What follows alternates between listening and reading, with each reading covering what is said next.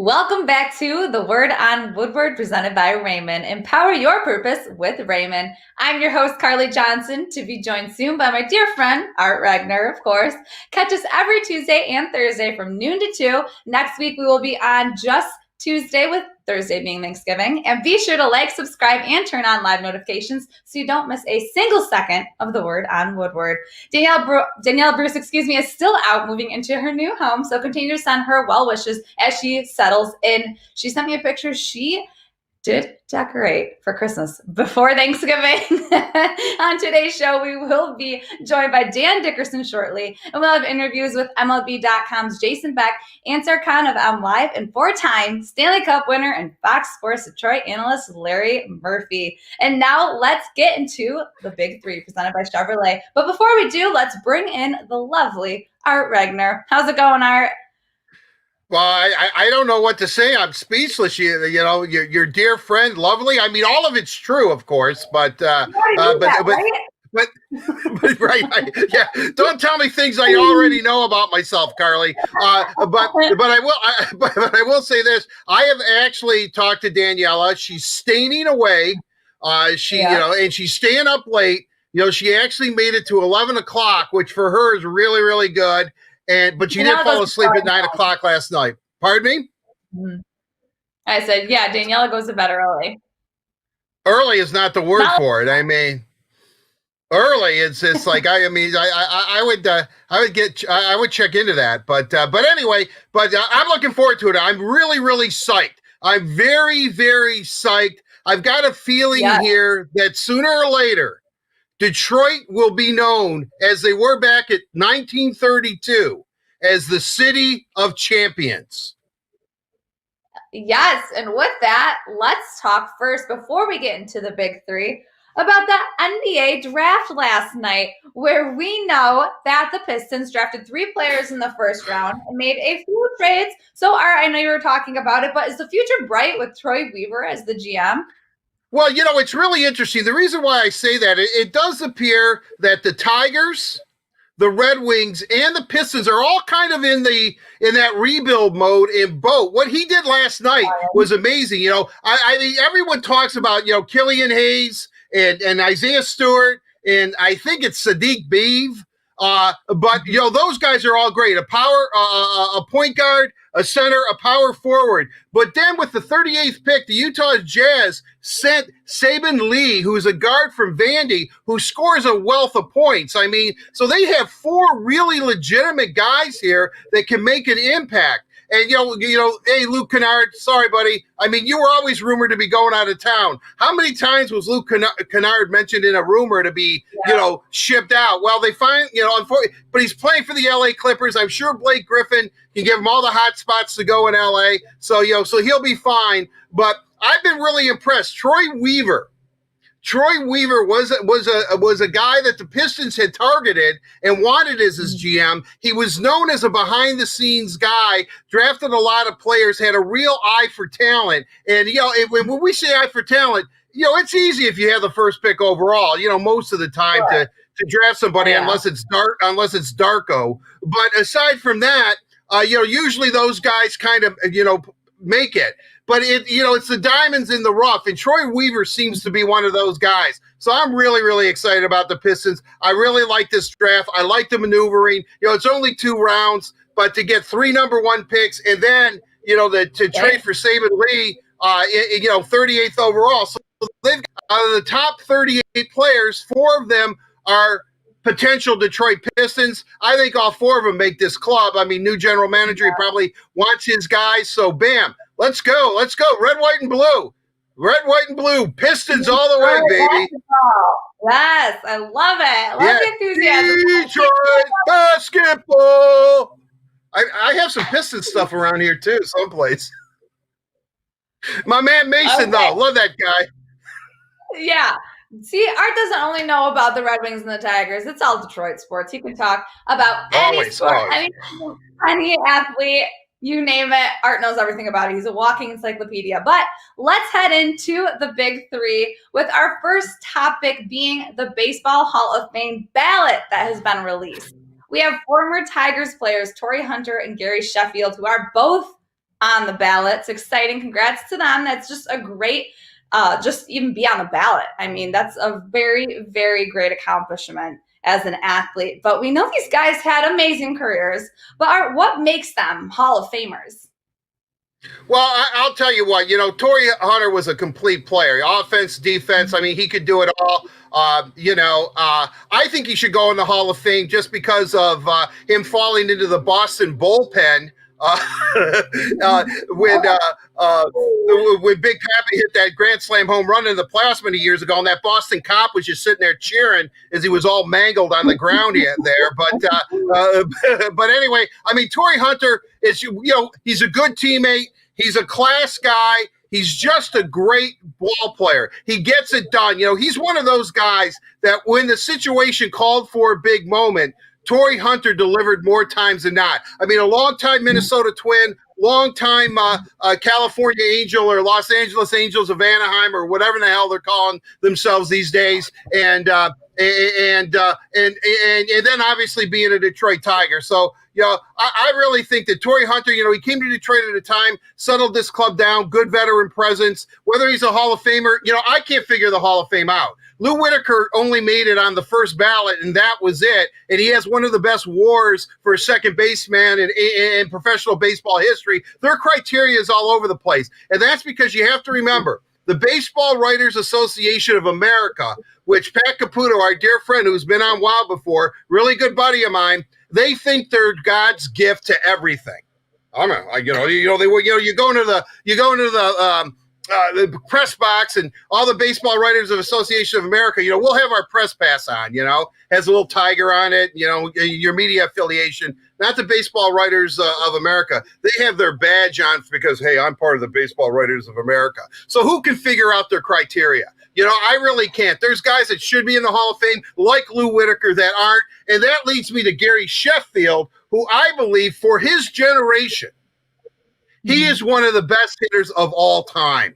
Gary Sheffield deserves to be in the Hall of Fame, but because, it was kind of an up and down career, and again, whatever the criteria the Baseball Writers Association of America has, which is all over the board, will he make it or not? I don't know, but he definitely deserves to make it. He was a fierce hitter. I mean, Gary Sheffield is one of the best. Torrey Hunter, all of the best all around. Whether it's good enough for the Hall of Fame, I don't know. I really don't know because I can't figure out the criteria of what is a Hall of Famer in Major League Baseball and what isn't a Hall of Famer in Major League Baseball. Because, and Rob Parker too, my good buddy Rob Parker, these guys who Baseball Writers Association of America, I have asked Patrick, I have asked Rob, what is the standard? I get exasperated like I am right now. I can't figure it out. I just cannot figure it out. Should they belong? I think Hunter might be marginal. Sheffield definitely belongs in the Hall of Fame.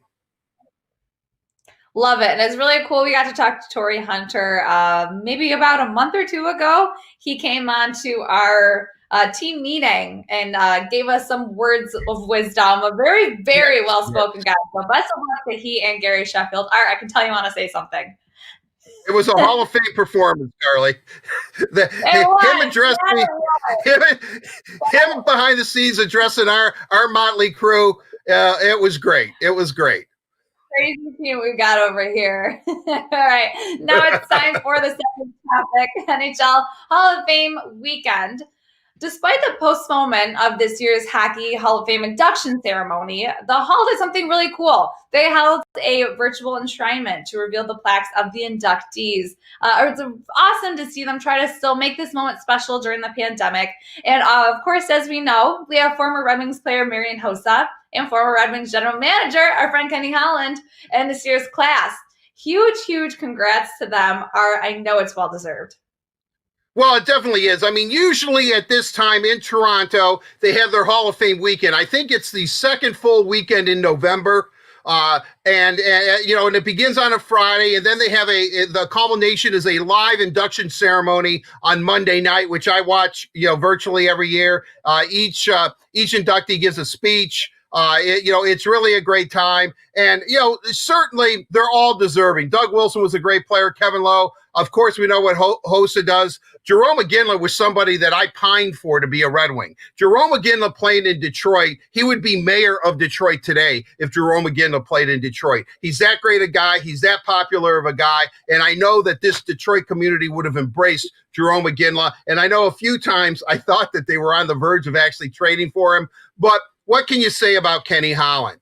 I think we all knew that eventually Ken Holland was going to go into the Hall of Fame in the builders category just because of what he was able to do with the Red Wings. He had an outstanding career. But because he was in Edmonton, we all kind of figured, and when I say we all, the media scribes that, when we sit around and talk and, about Hall of Fame and, conversations that you have, we thought that Holland would get in, but we figured, well, he's in Edmonton now. It'll probably be when he decides that he's going to go, retire and live in his sprawling complex in British Columbia, that he would be made. But what happens is that, they made him right now, which again, and I said this earlier, which shows you the power of being, a part of a Canadian team. Here's a guy, longtime general manager of the Red Wings, goes and is the Edmonton thing with Draisaitl and Connor McDavid, and suddenly he's in the Hall of Fame. I mean, I think not that it's not deserved, but everyone's sitting there going, it's kind of weird. And then, Kenny Holland, and not that he isn't, but man, it was kind of out of the blue. We all figured that, certain, other guys would be, certain other guys with Red Wing ties would be in the Hall of Fame. And unfortunately, that hasn't happened yet. But Kenny Holland, well deserved, just maybe a little sooner than we all expected. Well, maybe they were waiting for Kenny's career to end with the Detroit Red Wings for this induction. But Art, you kind of touched on it just a tad bit. Who should be next from the Red Wings organization to enter the Hockey Hall of Fame? Well, there's no question about it. Chris Osgood should be in, period. He should be in. He's won 400 games. I actually think Mike Vernon won, like 385. I think Vernie has a good shot too. But Ozzy definitely deserves to be in. Now, when you look at his numbers and you look at his regular season numbers, I have been told by some, well, they're kind of pedestrian. Pedestrian? Are you kidding? Are you absolutely kidding me? Come on. Ozzy's a Hall of Famer. I've talked to Chris about this many, many times. But the one thing you have to know about Chris Osgood is his playoff numbers. Winning percentage, goals against, all that are better than they were in the regular season. And when Ozzy, and he had some stinkers along the way, he'll be the first to admit, especially in the playoffs, like Jamie Langenbrunner from the bench shooting on him, and he lets in a goal. Al McGinnis, Ozzy's checking the clock. Al McGinnis is firing a shot at him. He's going, how much time's left in the game? Next thing he knows, he's firing it so fast the puck is behind him. So Chris has had his moments. He's had his moments. But every time Ozzy played in what he would consider a poor game, the next game he was lights out. More times than not, and I don't have the stat off, he would shut the opponent out. He always rebounded. He was a big-time goalie. He doesn't get enough credit because of the teams that he played for. So I would say Chris Osgood for sure.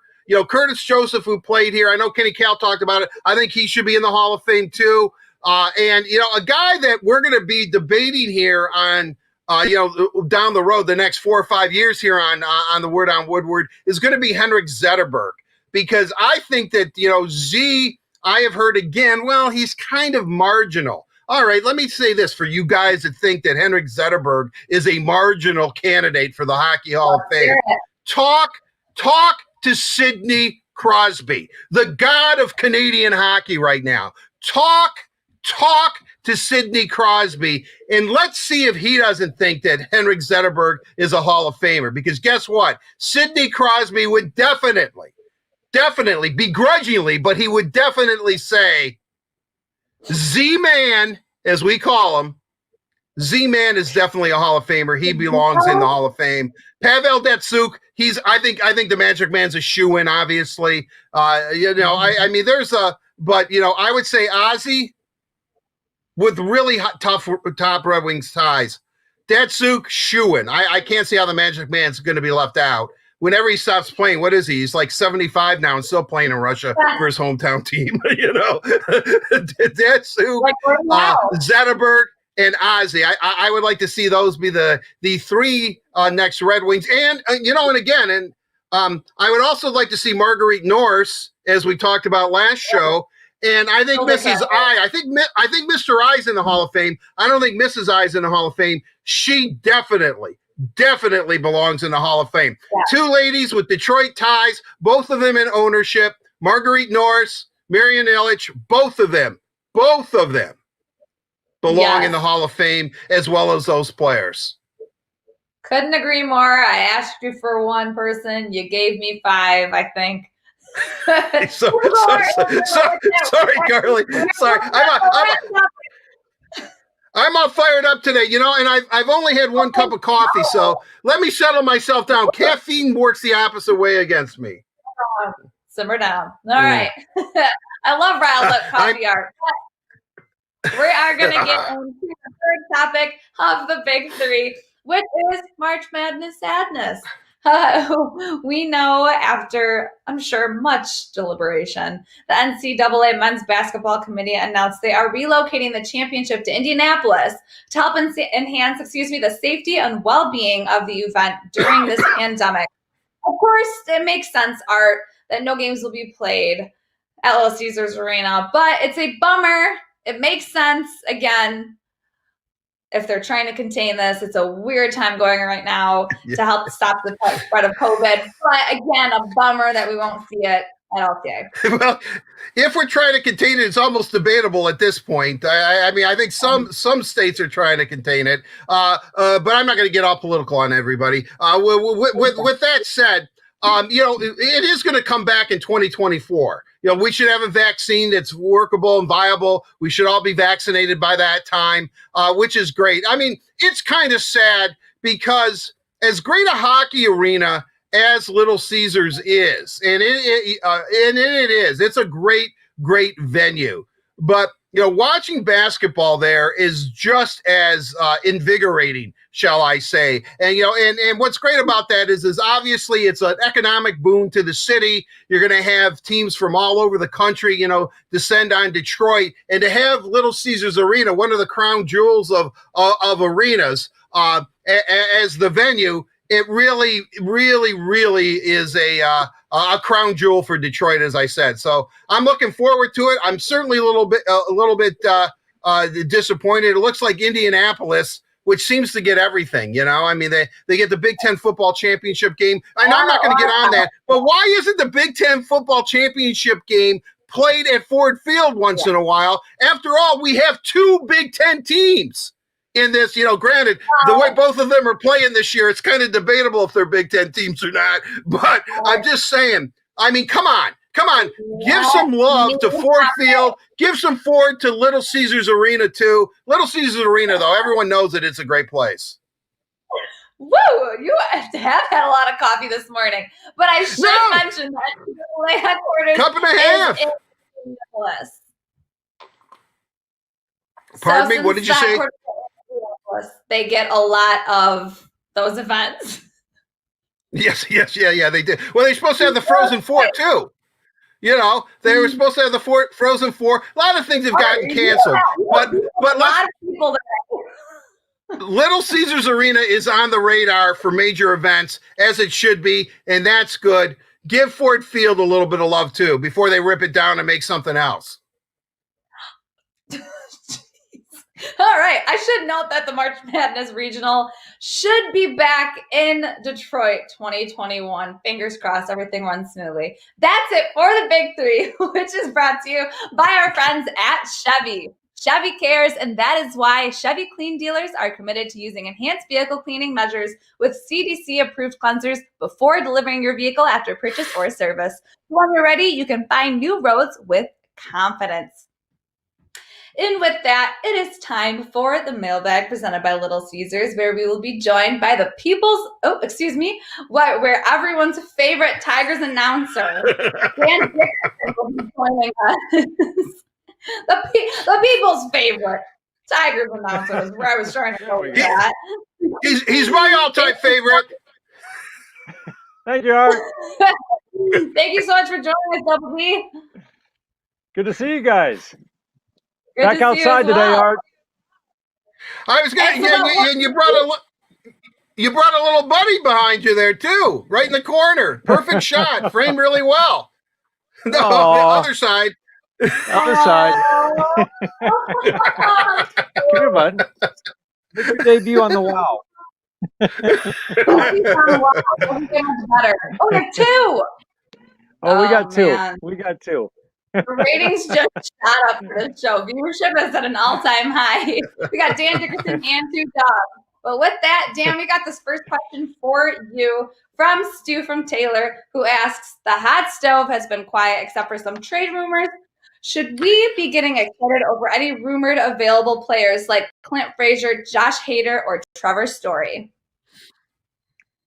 Stu, you must be doing a deep dive on some of the message boards around the around baseball, because you just picked out three guys, none of whom is a free agent. One's a free agent 4 years from now, so apparently they must be available according to some of the rumors that are out there. I would say no to all three. Trevor Story, he's going to become a free agent really for the first time next year. After next year, he's going to get a big contract. You'd have to trade for all three guys. You'd be trading for a guy that you'd have for 1 year. Josh Hader, what would you have to give up to get Josh Hader? A lot. Clint Frazier, yeah, he might be available, but again, what do you want to give up? I just don't see at this point the Tigers trading anything of value, and you would have to get any one of those guys. I think Clint Frazier actually makes sense. He's been rumored to, be a target for the Tigers for some time, and they've got a crowded outfield in New York. But again, what would you have to give up? And you're paying really for 1.5 years of production, maybe not even a full year's worth of production if you total the last 2 years. So I would say for fans, keep an eye on, in terms of moves that are going to be made, it's going to be on the free agent side of the equation. It really is. They're not going to be trading young talent away when they spent all this effort and all this time and money to build a farm system that is now consensus, I think, top 5 in all of Major League Baseball. But it does get to the point of what's on the open market, and there are definitely some possibilities. The thing to watch to me is, how does this market play out in terms of the deals that are being handed out? Like Drew Smyly, I mentioned as a target for the Tigers, signed 1 year, $11 million with Atlanta. And that's about what I think people thought. There are going to be some very talented players who maybe don't have quite the track record or are coming off an injury. Think Taijuan Walker coming off Tommy John, one solid short season to show for it, who are going to be available, you would think, on 1 and 2 year deals, like Carlos Santana, maybe a Colton Wong, veterans who are coming off injuries, a Corey Kluber. But also think of this, the Tigers will have young pitchers who are going to be on innings limits next year, and the veteran pitchers that you might pick up have to have a track record of being able to log innings, because you can't really afford at this point, if you're going to have injury limits or innings limits for the young pitchers, you can't afford to take a risk on a Matt Shoemaker, a Michigander. Love to have him, but the injury history is such that you just can't, I don't think, justify spending anything on a guy that you don't know if he's going to stay healthy. Homer Bailey is kind of in the same category. So to me, those are the things to watch. How do those contracts go early? Are the big ones being handed out? Who are the guys who are still sitting there in late December, early January? And also think about the track records of the guys. Other years, you might take a chance on a Corey Kluber or a guy with an injury history. I just don't think that right now the Tigers, have that luxury with the innings limits we're all expecting next year. I love that breakdown. That was great. Very now good. For Art, we have Chad from Milford, who asks, with rumors of an O Canada division, if you will, for next season, what could the Red Wings division look like? Well, this has been bandied about, and I think virtually everyone that I've talked about, regardless of, I know there's some, escrow and money issues going on right now, so nothing has actually been decided. But I will say this, it's common knowledge, if they're going to start right around January 1st, they're going to have a deal in place by the end of November. And I don't know if that's going to happen or not. But one thing that I think everybody is certain going to happen, Canada, the 7 teams are going to have their own division up north. And then the Red Wings division, what will it look like? Detroit, Chicago, St. Louis, Columbus, Pittsburgh, Buffalo, and then I'm thinking that they may, and this is where it gets kind of dicey. You know, you would think that they would just go down the coast with Boston, New York, Philly, Washington, Carolina, and the Florida teams, having them, then keep the Midwest Central, throw Nashville in there, Nashville, St. Louis, maybe Minnesota, have that division. I think I'm virtually adding every team, but that's 3, 6, 7, that would be 8. So, okay, no Predators, go Boston all the way down the coast, Canada's playing, keep those teams that are right there centrally located in the United States of America, at one time known as the Midwest, because believe it or not, when this country was being founded, we were considered the West. The Midwest. So that's what I would like to see. I think it would be great. I know Chicago for years has always complained when Detroit went to the Eastern Conference that they were the only original 6 team that played in the Western Conference. You know, all their like natural rivalries are original 6. And then they got really peeved when they look where the Red Wings were going to go, and it turns out that 4 of the original 6 teams are in the same division with Montreal, Toronto, Detroit, and Boston. So, but I'm looking forward to it. I'm looking forward to it. I would think because of travel, what we've seen, very similar to Major League Baseball. That to limit travel, it's going to be really a centralized kind of schedule. Hockey's a little more spread out, and their teams are in very strange markets, as opposed to baseball seem to have just as many teams. But it was easier, I think, geographically to break it up. Hockey has something to do, because I think the 2 Florida teams in Carolina, where are they going to go? So do you then take Buffalo and Pittsburgh and Washington and Philadelphia and New York and Boston and make them a thing, and then you take Detroit, Columbus, Chicago, St. Louis, Nashville, Carolina, Orlando, and Florida. I mean, that's it. I mean, Florida just kind of, as usual, Florida, of course, just kind of sticks out like a sore thumb, because you look at Arkansas, Louisiana, Mississippi, Atlanta at one time had a team, South Carolina. There's not a whole lot around them. You have these 2 teams that are in Florida, and then look at how heavy it is in the Northeast and the Midwest. So it'll be. I'm eager to see it. As long as Detroit and Chicago and St. Louis are in the same division, and I'd like to see Pittsburgh too. I think that might be a dream. But as long as Detroit is back in there with some of their old Norris division rivals, Chicago and St. Louis, I'd like to see that division. It's going to be a one-time deal, but I would definitely like to see that. The Blackhawks and the Red Wings should be in the same division, just because the Norris family, which kind of controlled the NHL way back when, owned both teams. I agree, Art, that I believe more games against the Blackhawks would be a lot of fun. All right, moving on to another question for Dan. Smitty from Auburn Hills asks, the Hall of Fame ballot was announced this week, and I'm surprised Troy Hunter is not getting more love. Maybe not a first ballot guy, but does he have a shot to get into the Hall of Fame? I would say probably a long shot. First of all, I really appreciate the history lesson from Art about geography and where the West used to be, and that's why it's the Midwest. Love it. I learn something new every time I join this show, usually from Art. What can I say? Torrey Hunter to me is Torrey Hunter to me is a very good player. Art touched on this. Truly one of the great, he was here in Detroit for 2 years, one of the greatest teammates you will ever see in so many ways. And so you can't quantify that. If you could, he's a lock for Hall of Fame because of all the things he did with the young players.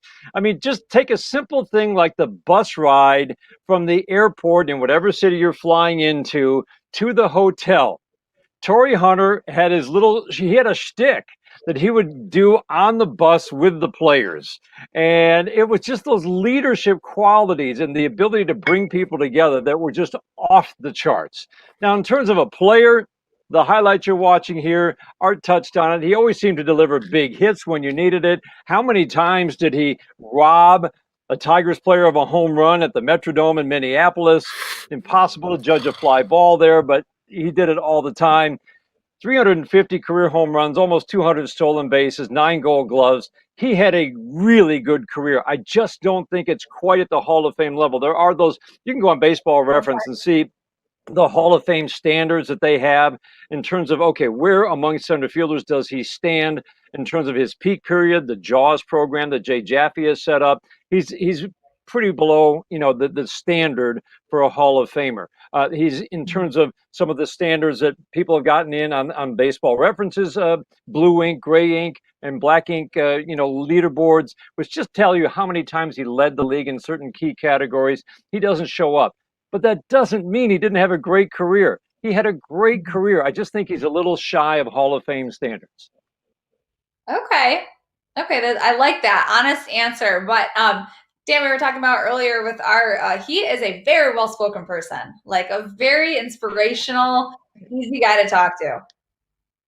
Oh, I mean, it was one of those guys that, some guys you stop by their locker and you're going to ask him a baseball question. With Torrey, you could stop by his locker in the corner over by Jim Schmenkel's office, and you just didn't know where the conversation might go because he was interested in so many things and had, just a fascinating life, his career, his sons who all played Division I college football.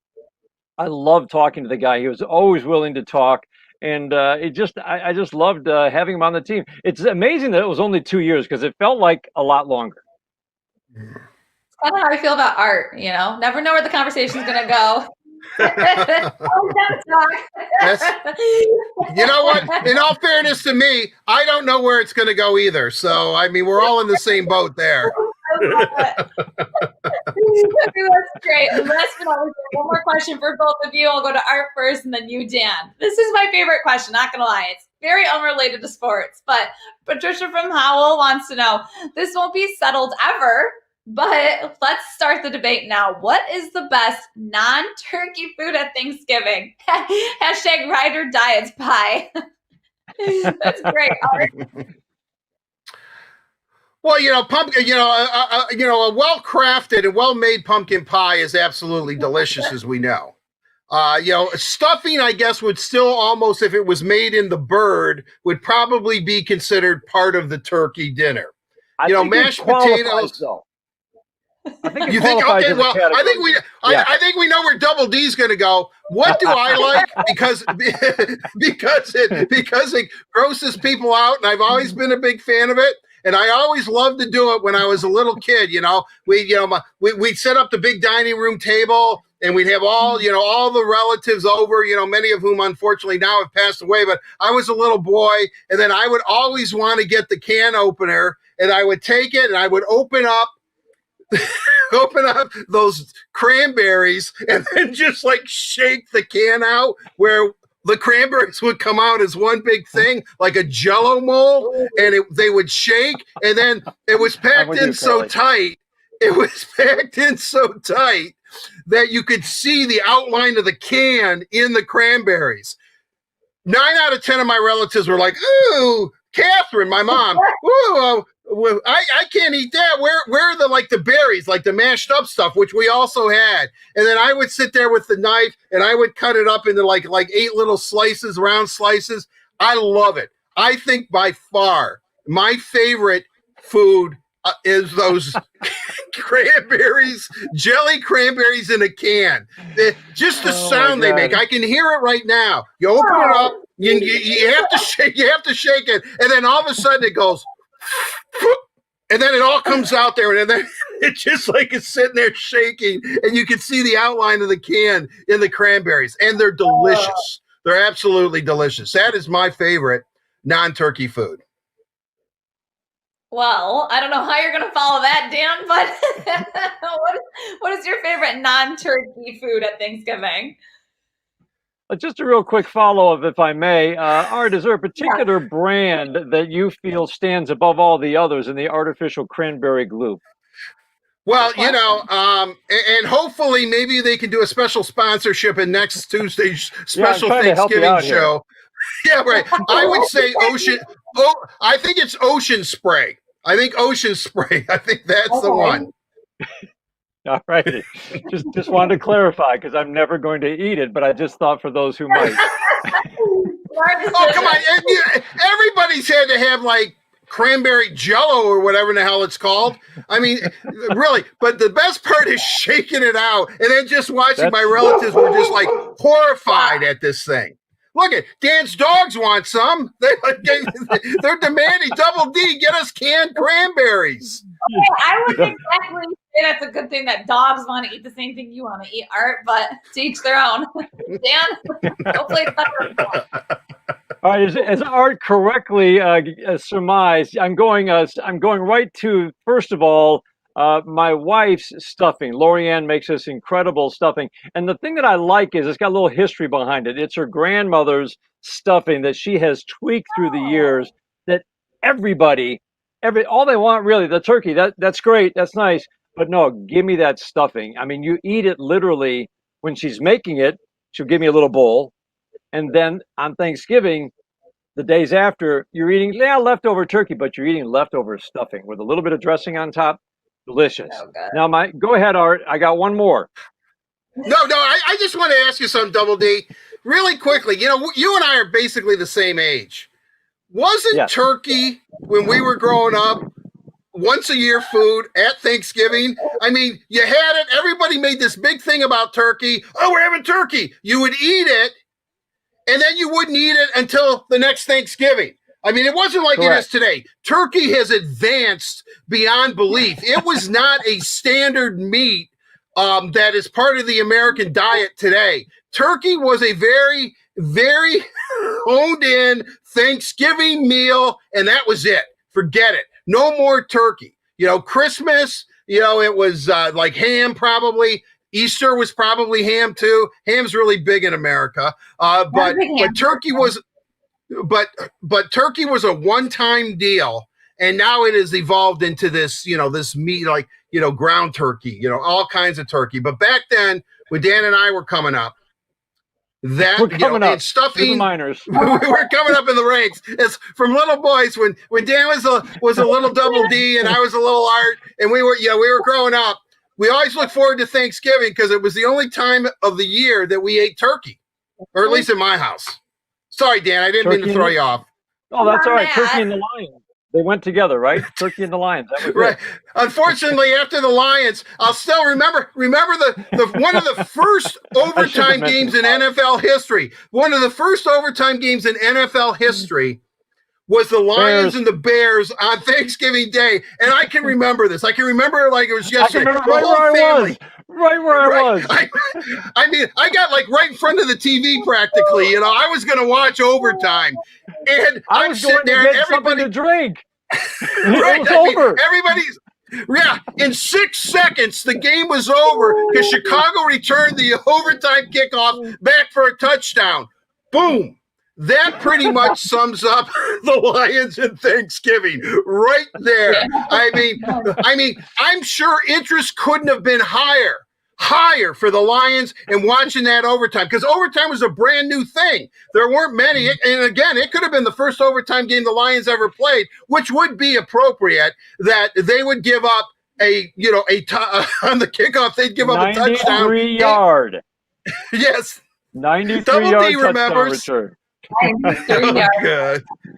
Oh, man. All right, I've got to put in a plug for my mom's pumpkin chiffon pie. It sounds so fancy, but all it was pumpkin pie mixed with good old Cool Whip. And it was delicious. So really, I mean, this is something that you can still, assuming they still make Cool Whip, this is something that you can make very easily today, and it just adds a little fluffiness to the pumpkin pie. It's delicious. Wow, that sounds great. That sounds absolutely wonderful. There is honestly but a mom's homemade pie. Oh, The best. The best. You know what? I'll tell you what pie that I think is I don't quite understand and get. Maybe you two do. What the hell is mincemeat? Remember mincemeat pie? Mincemeat was something like, oh yeah, we're gonna have mincemeat pie and pumpkin pie. I think it's raisins or something. It's like, yeah, anything a pie that says meat that is chicken pot pie. Yeah. Forget it. I'm not into it. Okay, keep the mincemeat. Keep it to yourself. Enjoy it. I don't begrudge you for having it. I'm just not part of it. Carly, Right. we need to hear from you.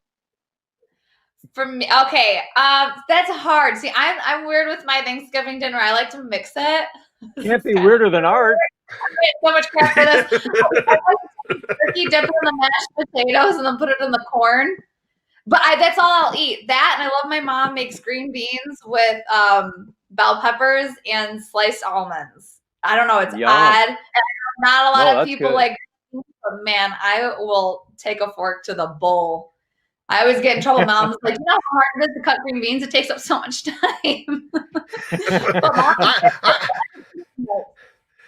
I can speak for Double D on this one. We would both love to see you take the fork to the bowl. That just sounds like it would be a very interesting experience to watch you attack that.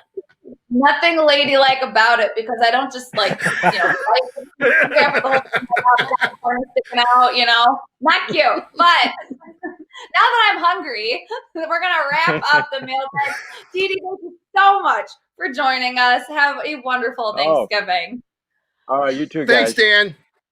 Thank Thanks, you. guys. And one thing we didn't mention that you can have on Thanksgiving is the Little Caesars Hot and Ready Pepperoni Cheeser. You can get a large pizza topped with classic pepperoni, fresh mozzarella, and a toasted Parmesan and Asiago cheese crust for just $7. Try our no-contact pizza portal or delivery from Little Caesars. That was fun. My stomach's rumbling, and I'm really excited. A week away from American Thanksgiving. But up next, we'll be joined by MLB.com's Jason Beck and FSC's Larry Murphy. But we also have some hockey talk with, we got MLive's Ansar Khan, who I know they're like best friends. They're really excited to get into BOGO, boneless chicken wings at B-Dubs. But right now, it is time to hear me catch up with a very special guest with the help of another special guest. So let's check it out with Catching Up with Carley.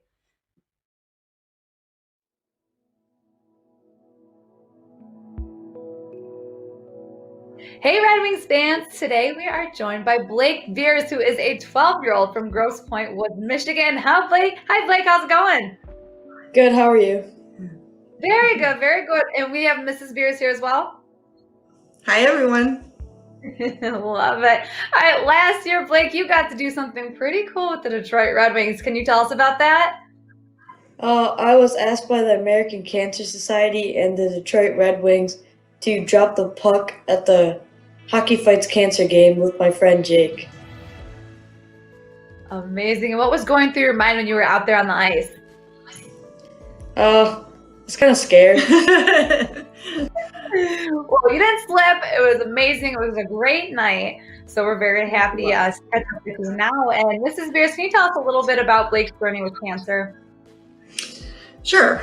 When Blake was 2.5, he was diagnosed with acute lymphoblastic leukemia. He bravely endured 3 years of chemotherapy, countless pokes, many hospital stays, and lots of spinal taps. And fortunately, last year, he was considered finally cancer-free. Blake, that's amazing. What a warrior. I'm so proud of you. You just recently celebrated being cancer-free for 1 year. Round of applause to you. That is something that is outstanding. And do you have any words of advice or encouragement for kids who may be going through cancer treatment right now? Keep your head up, keep fighting, and lean on friends and family for support. Wow, words of the wise. I love it, Blake. And obviously, we know that you are a pretty big Red Wings fan. Someone from the team caught wind that I was catching up with you as well and wanted to stop by and say hello. So let's bring him in. Hey, Blake, how's it going? Hi, How are Robby. you? Hi, Good, how are you? guys. I'm glad I got Awesome. to get on this call with you guys. Thank you. Robbie, it just so happens that Hockey Fights Cancer Night was your first game in a Red Wings uniform as well as your first 2 goals as a Red Wing. Do you think the importance of that night affected your game at all? Yeah, it's a big month for the whole league, and coming from someone who has a family member that's been battling it for quite a while, it gives you that little extra motivation and encouragement, and especially seeing you and your friend out there, that helps everyone on the bench, to see someone that went through what you went through and stayed as strong as you did and got past it. And we're also so proud of you and behind you on that, and that definitely helped us a lot. Blake, we know Robbie loves hockey, but you love hockey as well. What is it that you love about hockey? One thing I love about hockey is it's fast paced. There's a lot of action, and plus my sister plays, and I love watching her. Oh, that's awesome. What position does your sister play? Defense. Defense and forward. Yeah. Nice. That's awesome. Well, I can see you look really good in that all the Red Wings gear you got in that swag bag. It looks pretty good on you. Yes, awesome. Blake, is there anything you would like to ask Robbie? What is your favorite thing about hockey, and what do you like to do in your free time? Well, what I love about hockey is, kind of the same story as you. I grew up watching my brother play, and I wanted to play with him all the time, and he was the older brother, so I wanted to hang out with him and do what he was doing. So that got me started, and to be honest, everything about the game, like you said, the fast pace, the action, competitiveness. I've always had that in me, and I think the friends you meet along the way, it's one big family that goes through the hockey community, and you're fortunate enough to meet people like yourself and your family. So it brings a lot of joy to your life away from the rink. And when I'm not at the rink, I have 2 dogs as well, and my fiance and I enjoy being with them and whatnot. And I also enjoy golf, so I play that a lot with the team, and I'm not one of the better ones, but I have a lot of fun doing it. Awesome. Well, Blake, Mrs. Beers, Robbie, thank you guys so much for joining me today. Blake, you and your fight are such an inspiration to all of us here at the Red Wings organization, and so happy you got your swag bag, and really appreciate it, and so happy we got to honor you during Hockey Fights Cancer Month. Thank you so much to Comerica Bank for sponsoring this event. Thanks for having us. Thank you. Yeah, thank you. It was great meeting you, Blake. Nice meeting you too.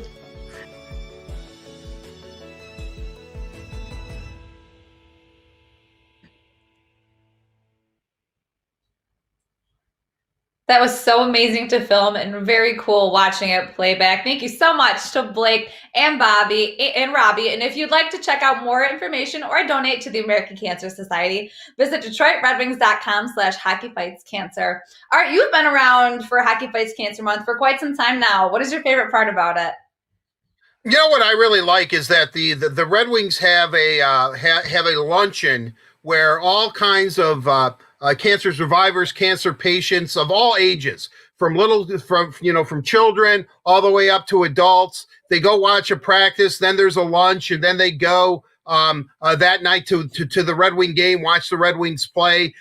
Somebody like Blake or whomever gets to drop the first puck. And what I really like about that is that it's a side of the Red Wings that that we get to see because we get to know them by covering them, but that real human and the compassion that they have for people, and how they realize how they brighten up everyone's day because they're a Red Wing, and it's not like let's say you're not pushing these guys out of the locker room to do this. You know, they all want to do it. They all want to go out. They all want to talk. They all want to meet everybody. They want to hear the stories. They want to offer inspiration. They just, and they're real people. You know, they walk in as Red Wings. They walk in as Red Wings to these events, but when they leave, they're friends. They're just people. They're human beings. You know, we're all kind of in it together. Suddenly, the veneer of being a Red Wing is gone. It's just like, you know, Dylan or, you know, Justin. Abby did a lot of this. Danny. Especially and they all do it. Robby Fabbri is from Toronto. But, you know, the Michigan Red Wings, and there were several of them from Michigan. Most of these people are from Michigan as well. So you kind of know your homies, so to speak. And, you know, so they give up a lot of their time. That's what I really, that's what I know. I mean, guys, you know, I'll tell you, Carley, I could go back for years of seeing, you know, kids, especially kids walk in the room and, you know, and be sick, and how the Red Wings, you know, have treated them. And, you know, unfortunately, some of them, are no longer here, but they're never forgotten. You know, they're never forgotten. And I just think that, you know, Hockey Cares is it's a wonderful thing that the Red Wings and the NHL do, but I really have to tip my cap to the Red Wings Community Relations Department, that luncheon, how they organize it, how they make these, you know, people who are going through some difficult times, how they make them feel is great. And trust me, every Red Wing, you know, all 24 of them on the 24-man roster, they're all involved. They're all very, very engaged, and they're more than willing to give their time to participate in this. That's really what I remember. It's just that sense and feel and spirit of community. Yes, absolutely. Everyone's been affected and impacted by cancer in some way. Once again, head on over to DetroitRedWings.com/hockeyfightscancer for more information to see how you can donate to American Cancer Society. Thank you also to Meyer for sponsoring Catching Up with Carley. But for now, it is time for Bet You Didn't Know, presented by PointsBet Sportsbook, an official gaming partner of the Detroit Tigers. Are we ready? Are we ready, Art? I'm ready to go. I am ready. Right. I could not be more prepared. Because you have a lot of explaining to do. I'm just kind of going to tee you up, and you're going to explain a lot about this Rule 5 draft we have coming up tomorrow. So the Tigers are going to have to lock in their 40-man roster to protect some top assets in their system from the Rule 5 draft happening in a few weeks. So the submission deadline is tomorrow, but the draft isn't happening for another few weeks. We'll talk more about this later with Jason Beck. He kind of gave us a little bit of a lowdown. But first, Art, can you explain to those who may not know, what is the Rule 5 draft? Well, the Rule 5 draft was implemented quite simply to prevent organizations, baseball teams, from hoarding young players and young talent. That's exactly what happened. The Rule 5 draft, which we'll also get into, is something that really has benefited the Tigers as of late because they have been in a rebuilding mood. But essentially what it is, if you sign a player 18 years or younger, they have to be added to your 40-man roster within 5 seasons. After 5 seasons, they have to be on your 40-man roster. Now, if they sign a player that's 19 years of age or older, they have to be added to the 40-man roster in 4 seasons or sooner. So what does this all mean? That means that after 5 seasons, if a guy isn't on the 40-man roster, if you don't put him on the 40-man roster, he goes into the Rule 5 draft. That means that he's available to every Major League Baseball team. You know, hockey fans, it's kind of like the waiver wire. Teams have from the worst team all the way down to the best. You know, the first team has dibs. They look at all these Rule 5 guys and they may take a player. Now, the thing is that if you do take a player off the Rule 5, you have to immediately put him on your 40-man roster. So you have to clear a roster spot. So it's a really dicey situation, you know, taking the Tigers. You know, if they see a pitcher, Rule 5 pitcher, they say, wow, you know, this guy's pretty damn good. I can't believe that, you know, so-and-so, put him out there. Well, then do you take off, and I'm just using this as an example, you take Casey Mize off the 40-man roster to clear space for this guy. Do you do something like that? Of course, I would never do that. I would never do it, Casey. but that could happen. But what also is interesting, the major league roster, meaning Tigers, is 40-man. But the Detroit Tigers roster during the season is a 25-man roster. So you have 25 Tigers, essentially. Now, if you draft someone, if you take a Rule 5 player, he has to be on your 25-man roster the next season for the entire year. Now, the Tigers had Victor Reyes 2 years ago from Cleveland. Remember, Victor Reyes was a Rule 5 guy. He didn't play much, kind of came into his own last year. Ronnie Garcia is also somebody that they got from the Yankees last year. Both of them were on the Tigers roster that first season for the whole year. Reyes obviously has turned out to be a find. I think everyone's excited about him. But again, his first year here, when they took him in the Rule 5 draft from Cleveland, he wasn't playing a whole heck of a lot, but he played a lot last year and performed extremely well for the Tigers. Ronnie Garcia had some ups and downs. Now, what happens? Let's say, and let's use Ronnie Garcia as an example. Let's say Ronnie Garcia, the Tigers put him in a couple of the games last year, and he was just lit up.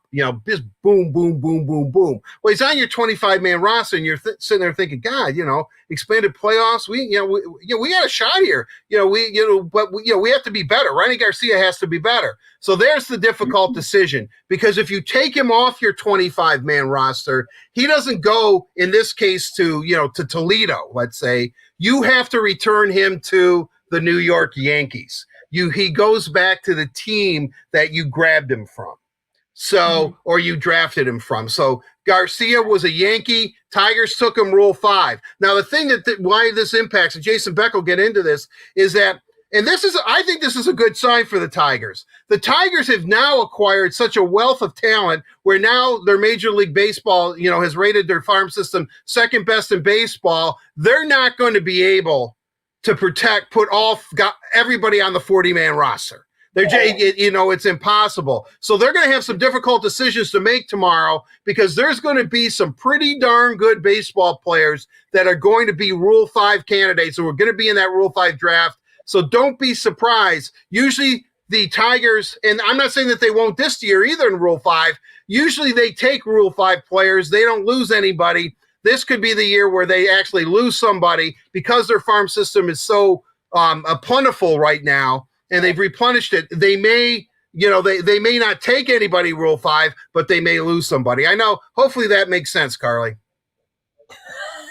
It does. It really does. You did a great job explaining that. But let me just say, before we move on, about an hour or so ago, the Tigers announced this morning that they've released outfielder Brandon Dixon in order to allow him to pursue an opportunity playing in Japan. So that brings their 40-man roster to a total of 36 players in advance to tomorrow's deadline. So that's pretty interesting. That's something to also consider. But right. Well, now they've got 4. So tomorrow they're going to add 4 guys. They're going to add 4 guys to their 40-man roster. Okay. Now, and there must have been somebody that they really, that they really want on that 40-man roster, but could be like a tweener candidate right now. Brandon Dixon, I thought was a pretty good Tiger. He led them in home runs 2 years ago. Granted, it was only 14, but he still led them. So hopefully he has a great opportunity in Japan. He can make a lot of money playing over there for the Tokyo Carp or whatever. So that's cool. Good luck to him. But you're maneuvering. This is not, and this is good. I want to stress this again. This is good for the Tigers. They have enough good young talent where they can't protect them all on the 40-man roster. That's a good sign that this team is starting to ascend up the ranks of Major League Baseball. You love to hear it. It's kind of a risky situation, but it's cool to be in this sort of situation, how we're so worried about losing such good players because we have so many of them. But that's all we have for Bet You Didn't Know. We're going to get more in depth later in the show with Jason Beck about who the Tigers could protect. And with the Tigers farm system being highly ranked, we'll see if he thinks the Tigers could lose someone. But again, it's all for Bet You Didn't Know, which is presented by PointsBet Sportsbook. PointsBet is an official gaming partner of the Detroit Tigers. Download the app and follow PointsBet USA on social media for more information. Coming up, we will have interviews with MLBs.com's Jason Beck, Ansar Khan of ML Live, and four-time Stanley Cup winner and Fox Sports Detroit analyst Larry Murphy. But for now, I'm going to try and regain what I just lost, trying to slur through that coming up. and we're going to hear from Ansar Khan of M Live. It's time for Downtown Hockey Town, presented by Labatt Blue Light. Today's guest is M Live's Ansar Khan. How's it going, Ansar? Good to see you. Good. How you doing, Carley? Art? Very good. Ansar? Very good. Very official, guys. Thanks That for was joining. a nice exchange of pleasantries there. Yeah. We all know each other, in case you didn't know. Familiar faces from the Red Wings side. We'll have to do for now. Right out the gate, let's start and talk about the article you recently put out where you projected lineups for the Red Wings next season. The first offensive line is an obvious one you had with Bertuzzi, Larkin, and Mantha. Can't argue with you there. But onto the second line, which looks pretty different. You have Fabbri, Nemesnikov, and Robbie Ryan. And actually on Tuesday's show, when I asked Ken Kale who he thought would benefit most from the new player additions, he said Robby Fabbri, also putting him on that line with Nemesnikov and Ryan. Why would this line work so well? And do you agree with Ken's answer? Yeah, I think the main thing here is, unlike last year, Jeff Blashill has more options, especially in his top six. Adding Nemesnikov and Bobby Ryan gives them more skilled players that they can use in that top six. And I think that allows them to use the top line, Larkin, Mantha, and Bertuzzi more often. The last couple of years he's used it at times, but because they didn't really have a decent second line, he had to kind of split them up and kind of spread the wealth a little bit. But I think this season he'll be able to use that top line together more often, and as we've seen during stretches, especially late in each of the past two seasons, they've been really dominant together. And I think that second line, getting Bobby Ryan with that right-handed shot, which was important to get a righty there in the top six. Nemesnikov, he's a guy that, they needed a second line center. They used Fabbri there late in the season. He did okay there. Filppula is more, they had to use Filppula, but he's more of at this stage of his career, is more of a bottom six forward. Nemesnikov gives him that second line center option, and he's also versatile. He can play any of the three forward positions. And, and then obviously Robby Fabbri there also, who established himself last year, kind of resurrected his career and established himself as a top six forward in the NHL. Ansar, before I ask you about your third line, which was interesting, I want to ask you about Robby Fabbri at center. It seems Steve has mentioned it. I know that, Blash has also mentioned it. He played it. Do you think that's viable, or do you think eventually Fabbri's going to be on the wing? My guess is he'll be on the wing. I think, from what I recall, when we talked to him a couple months ago after he signed his contract, he said that center was his natural position growing up, and that only until he got to the NHL did he move to the wing. So he feels comfortable at center. But I just get the feeling, for no other reason, I just think he'll be a wing with the Wings, especially now that they've got Nemesnikov here for at least the next couple of seasons. I think Fabbri, that's where he had his most success last year, playing on the wing. And even though he played well at center too late in the year, but I see him mostly as a wing. When you look at your third line, and this is interesting, you've got Svechnikov, Sam Gagner, and Filip Zadina. Svechnikov, this is the make or break year for him. I mean, he would have to clear waivers. I'm convinced that Carolina would take him. I'm sure that his brother would almost insist that they grab him off the waiver wire if somebody else doesn't take them first. But very interesting third pairing there, Ansar. I think Andre would insist on Carolina taking him, but I don't think he'll ever get to waivers. I think with Svechnikov, I think the two options are you're either going to play on the wings and make this team, or they'll, if it doesn't work out, that they'll eventually package him in a trade. I don't think they would waive him and lose him for nothing. I think they would want to get something for him, but definitely what you said, it is a make or break year for him. A couple years ago, missing the entire season, that was a big blow with that torn ACL in the preseason game. And then last year, naturally, coming back from an injury like that, it's going to take time. Started out slowly, but he did play better towards the middle of the year with the Griffins. I think that the big thing is this year with him is that he knows he's going to get the opportunity. He knows he doesn't have to worry about being sent back down. He knows he doesn't have to make a big impression in just a couple of games. He's going to get an extended look, and that's why I've got him on the third line. You can't play him. He's not a fourth line player. I mean, you got to surround him with at least some skill. And I think starting out on kind of a third line, letting him get his feet wet there, and then if he plays well enough, maybe he can advance to kind of what you'd consider their second line. But it definitely is a make or break year for him, and I think they're going to give him every opportunity to succeed because he's the 20th overall pick in 2015. They need to find out what they have in him. They don't know right now what is he, what kind of player is he, and they need to find out. And the only way they can do that is by giving him an extended look. Right, you never know until you try. I hope we see him in a next quarter. All right, and then looking to the blue line, first pairing you had was Danny DeKeyser and Philip Hronek. Don't think anyone would argue with you again on that. Excited to see DK back out on the ice after that back surgery.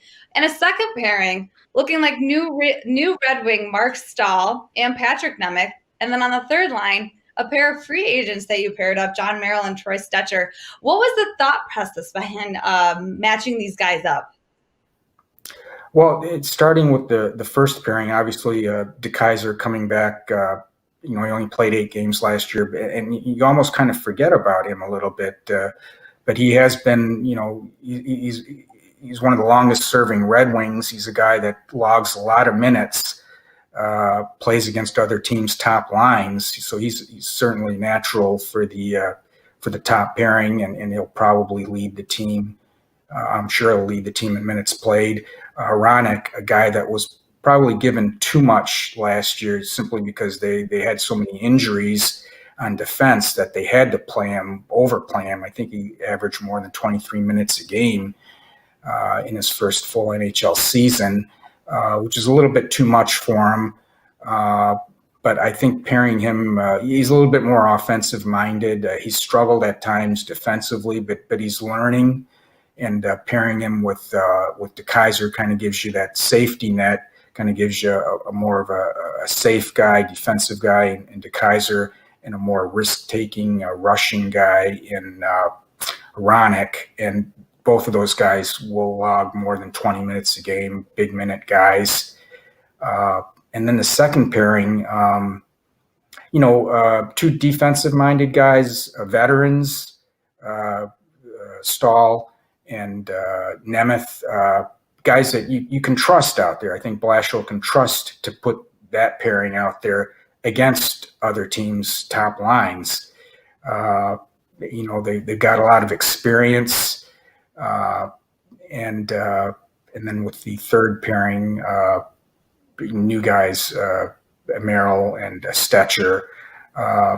If that's the way he pairs them up, that'll be interesting. Looking forward to it. All right, well, we need to wrap things up. But one last thing, you put out an article of the jersey ratings, the reverse retro jerseys, with the Detroit Red Wings sitting at number 28.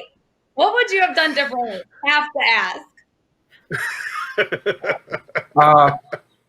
I think the main criticism that the Red Wings are getting from that jersey is it's kind of plain, but in their defense, like a lot of people have been saying, there's not what could you do differently, because it's a jersey that it hasn't changed much over, the past however many years, and even their alternate jersey, with the exception of that one that had Detroit across the front, I think in the early 90s, and then there's that one that had the old fashioned, that huge D.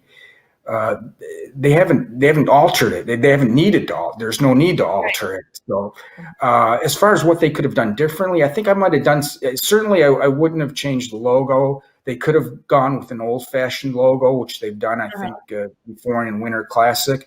Would have kept that logo, but I would have done something differently with the sleeves and the trim. I mean, just plain white, and then you've got the gray bars that around the wrist area.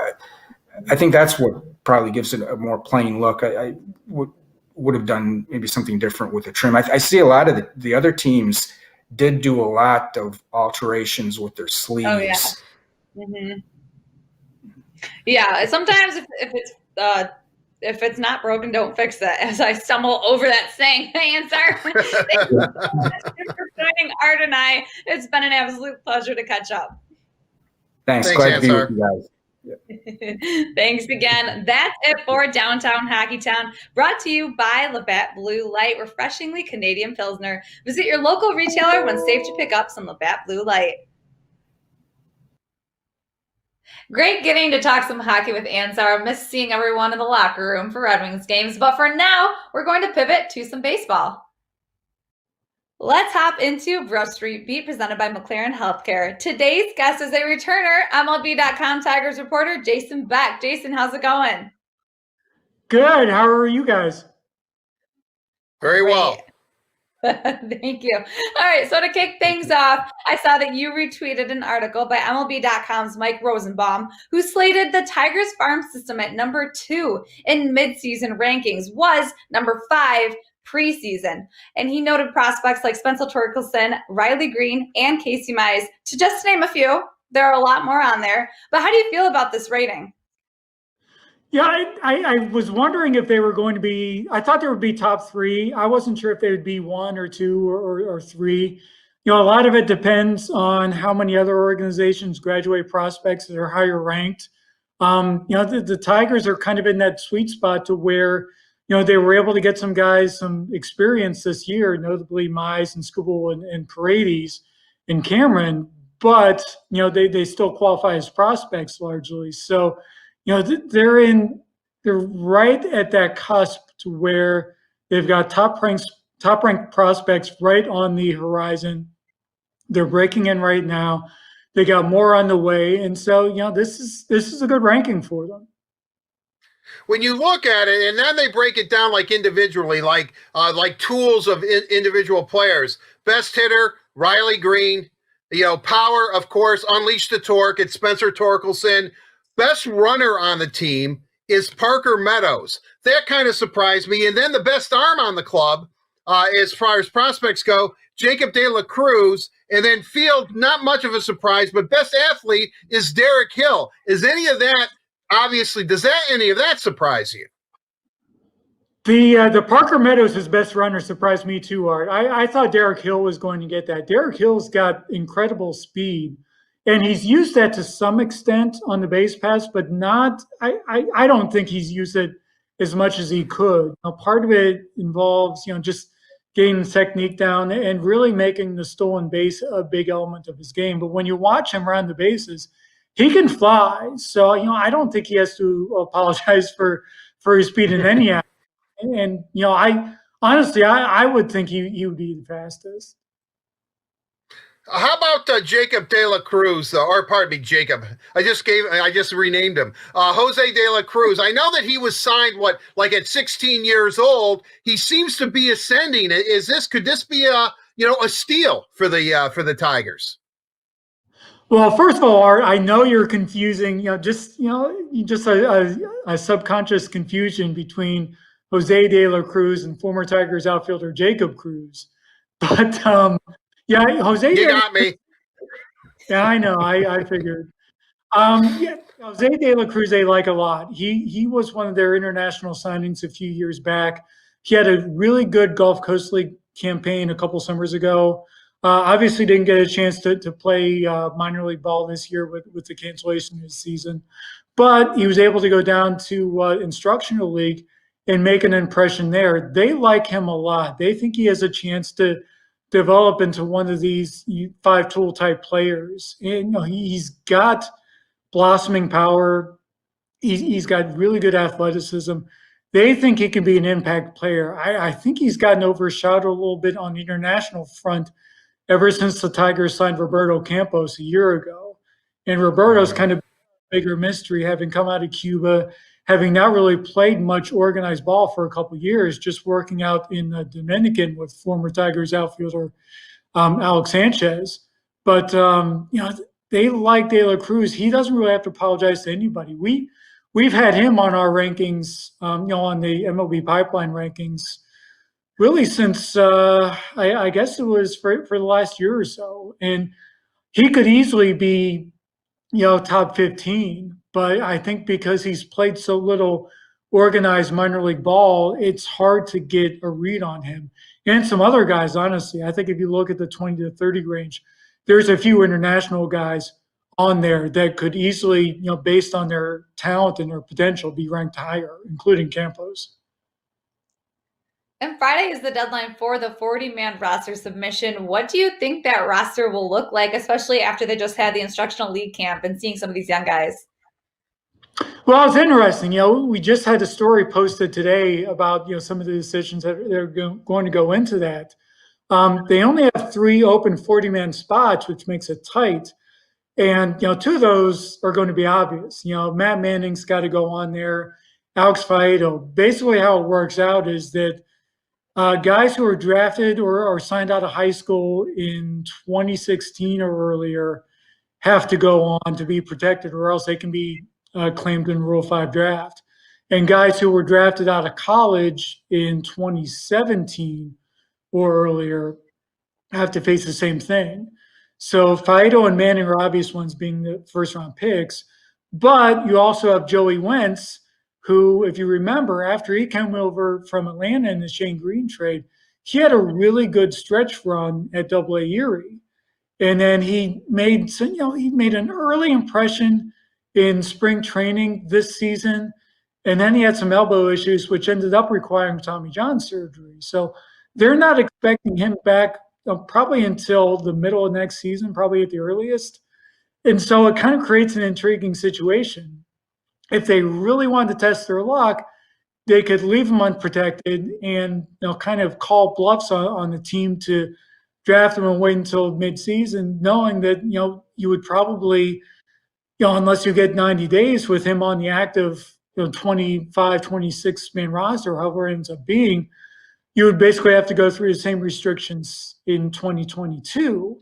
I don't think they're going to take that chance. I think they're going to protect him, which leaves some other guys that will probably end up going unprotected. And, some teams could end up taking a look at them. The Tigers haven't lost anybody in the major league portion of Rule 5, I think, since 2011. This might be the year that they lose somebody. They've got some good relievers who would be available. Nolan Blackwood, Alex Lang.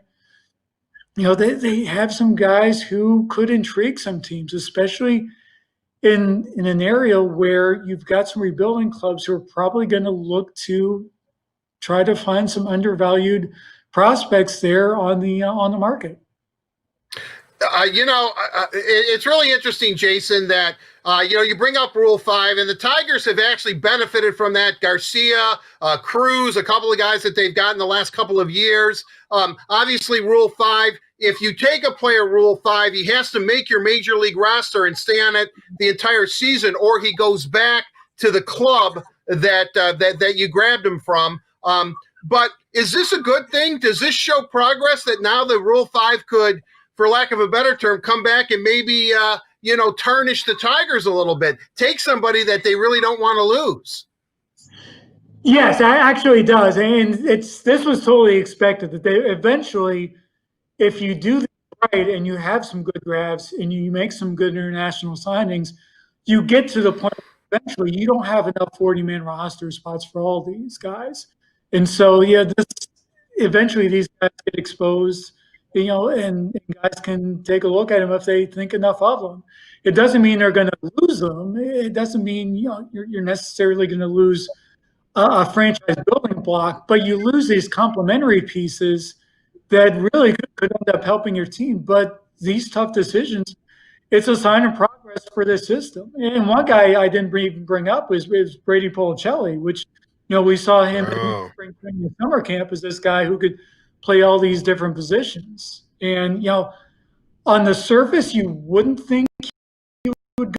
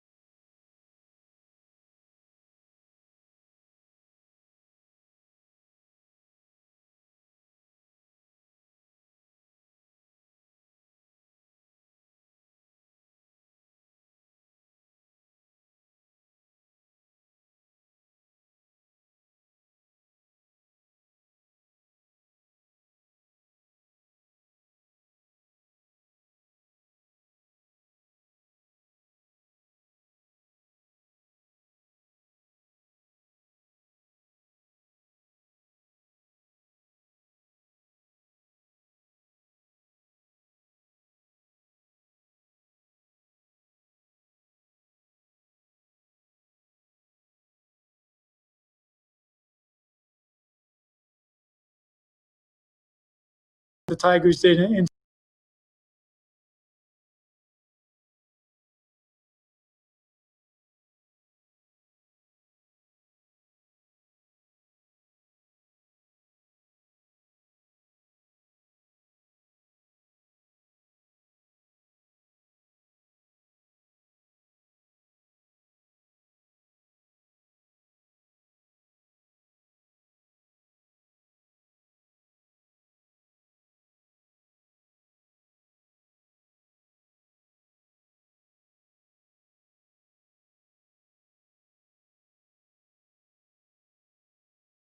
And I think he can end up being a really good candidate for AL Rookie of the Year. And if he gets that, he could be a candidate for Tiger of the Year. I think somebody like him, I think a guy like Willie Castro, given the way he finished out the season, could be a really intriguing guy. Love it. Well, the future is certainly bright for the Tigers. Jason, thank you so much for joining us to chat a little bit of baseball. It's much appreciated, and I really enjoy getting to talk with you.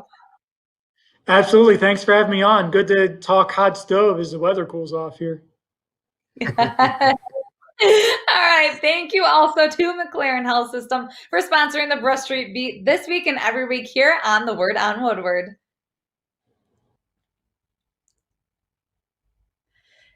And now that we've covered the latest Tigers and baseball news, it is time for me to hand it off to Art for the headliner. Art? Thank you, Carley. It is time for the headliner presented by Miller Lite. And our guest is Hockey Hall of Famer, 4-time Stanley Cup champion, 2 with the Detroit Red Wings, the one, the only, the incomparable. Larry Murphy joins us. Larry, how are you? I'm doing great now, Art. What an introduction. Thank you very much. Hey, Murph, we go back a long, long way. On Thursday, tonight, the Fox Sports Detroit is showing Game 3 of the 1997 Stanley Cup Final against, of course, the Red Wings and the Philadelphia Flyers. This is a game where where the Red Wings were already up 2-0. We've heard about the Legion of Doom, and I guess that's where I really want to start. We talk a lot about Scotty putting you and Nick Lidstrom against the Legion of Doom because you were puck possession defensemen. You could make the first pass. You were something that they weren't used to seeing because they were the Legion of Doom. But another thing that he did, which was interesting, is he started the grind line and put them out, which at that point, the original grinders, Joey Kocur, Chris Draper, Kirk Maltby, against them. You were almost your own 5-man unit. Can you talk about the 5 of you playing together and how you nullified the Legion of Doom? Well, we had luckily, or fortunately, in Detroit that season, we had tremendous depth in the lineup, and the grind line was very effective throughout the playoffs for us, and even the first two games of the series. So Scotty had full confidence that they could match up against the Legion of Doom and be very successful, and even at points of time, the ability to chip in offensively. But the one thing about playing with those guys, Art, was very reliable in our zone. There, if you got into a situation where you're under tremendous amount of pressure and you had to fire the puck around the boards, you could count on guys like Joey Kosher and Kirk Maltby and Darren McCarty. Those were the guys, they get the puck to them on the boards, they're going to battle and they're going to get it out over the blue line, which takes a tremendous amount of pressure off. So yeah, they earned that right or the opportunity to play against top lines on the other team. And just look through the lineup, Art. You get them playing against the top line. Well, boy, then you can feast. You can have guys like Yzerman, Fedorov. Their lines can play against the 2, 3, 4th lines on the opposition. And of course, in Game 3, having that last change, it worked out very well, and Scotty could get that matchup. It's really interesting because when we hear 5-man units, we always hear about the Russian 5 and how they changed hockey. However, Scotty Bowman was always a fan of that European or Russian style. He liked to try to play 5-man units. And I guess looking back on it now, even though the Russian 5 might have been the first, he always wanted to try to get 5 guys playing together. Or now, as I said, looking back on it, that's kind of the way I look at it. I don't know if I'm correct or not. Obviously, you played with him in Pittsburgh or played for him in Pittsburgh and Detroit. Well, yeah, he liked 5-man units, and he would do it at points of the game. It wasn't something he stuck with throughout the whole 60 minutes. But you got into certain points in the game where he was real pleased with the way the 5-man unit, as you touch on, Art, how they're playing, how they're matching up against the opposition. He would run with it for a considerable length of time. Of course, you had the 4th line. So it just mathematically, it didn't work out that way throughout the game because you had 3 sets of defense, 4 forward lines. But you're right, Art, at points in the game, he'd love going with 5 guys. If you liked a shift that 5 guys played together with, he would work it so that the next rotation coming up, those 5 would be back out on the ice again. And he definitely went to that, and he loved the 5-man unit.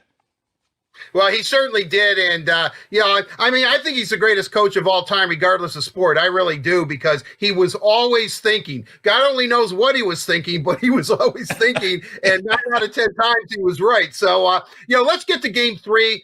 John LeClair scores. Detroit's ready to explode. Even though it's Game 3, you're up 2-0. You were the big underdog, as we've talked about. LeClair scores, and then bam! It's Steve scores, Sergei scores, Marty scores. It's 3-1 after 1 period. You guys win the game 6-1. Hopefully, I'm not spoiling anything for tonight's telecast. But with that said, blowing them out 6-1, if there was ever any doubt in your team, and I know you guys are all confident, that pretty much drove it home, right? That this was your cup to win. Yeah, it was basically all over for him. Of course, you got to win 4 games, but plus, too, the way it happened in that 3rd game, you touched on it. LeClair comes out, scores, I think it was in the first half of the first period, right around the middle mark. He scores a power play goal. Finally, they get LeClair on the board, scoring a goal. It was a power play goal, but still, he's on the board now. Offensively, they've got something to build up. Well, 2 minutes later, we get a power, or 2 or 3 minutes later, I can't remember exactly when, we get a power play opportunity. And when we end up scoring, tying the game, and of course, we end up scoring, as you touch on, a couple more goals in that first period. And boy, that really broke the back of that team. That was kind of their chance. That early in that first period, their chance, boy, we're turning it around. We're going to get some momentum our way. Well, we pretty well shut that down. And by the end of the first period, we were in control of the game.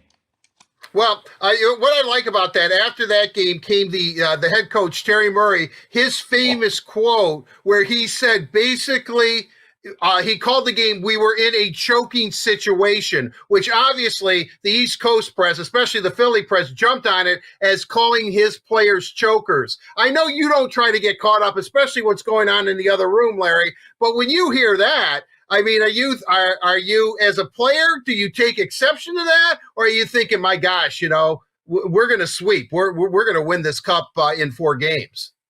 Well, that was a shocking statement for a head coach to make. Of course, in that time, he was obviously frustrated. But I look at that. I was a little perturbed about that comment for the fact that, well, in order for them to choke, then obviously they were the best team and they just didn't get the job done. Well, that was far from the case, as we showed. We ended up sweeping 4 straight. We were the better team right from the start of that series, and I think Terry Murray was caught up reading the press clippings about the matchup of these two teams, and that leads to that. There was no choke. They just got beat. They were out there. They fought hard. They did the best job they could. They were just beat by a much better team. That's what happened. There was no choking on their part. It was just a much better team ended up beating them, and they've got nothing to be ashamed of. It was just they gave it their heart and soul, but it just wasn't enough for that team to overcome us.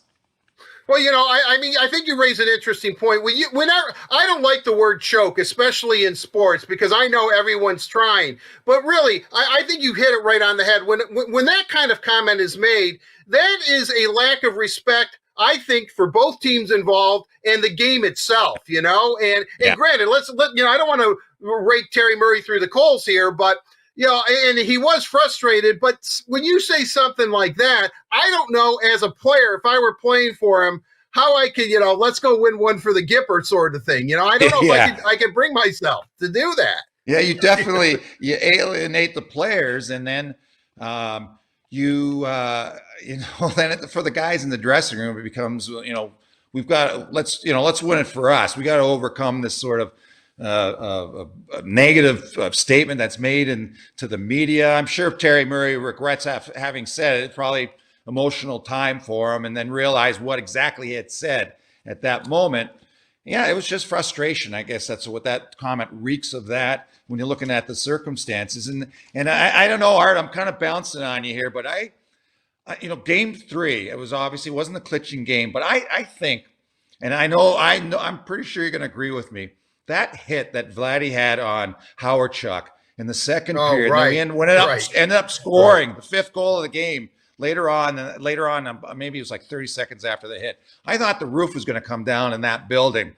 It was just for a moment. That had to be the greatest hit, I feel, in the history of the Detroit Red Wings, when he nails Howard Chuck in the neutral zone. I mean, I'm surprised Howard Chuck got up. I mean, that's Vladdy for you, and what a tremendous player he was. But Art, I just had to point out that moment in the game, which I thought was special, a special time for this franchise. Well, you were reading my mind there, Larry. I was about to bring up that hit on the No. That's all right. Come on, Murph. They're stealing my thunder here. I thought you got enough thunder, Art. You were known as a selfless player. What the hell's going on, Larry? No, with that said, though, the late, great Dale Howard, Chuck, we should say that, too. I mean, and You're right. He showed his toughness, because I don't know how many guys would have gotten up from that devastating hit. Larry, I do want to talk about an interesting concept, is that you and Nick were paired together, obviously both Hall of Famers. You really played flawlessly together. But when the grind line's ahead of you, or let's say it's Steve, Shanny, and Darren, I think was a line at that time, or Marty and Sergey and Igor, whatever it was, do you have to alter your style of play based on your forward core, if that makes sense? Yeah, that's really touching on a point of the game that's not really dwelled on or not really looked at.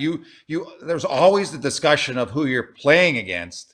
But you also, as a defenseman, you look at the guys, the forwards on the opposition, even the defense. If the defense are active offensively, as a defenseman, you have to be aware of that also. But you're also, who you're out in the ice with on your team, and that's a good point.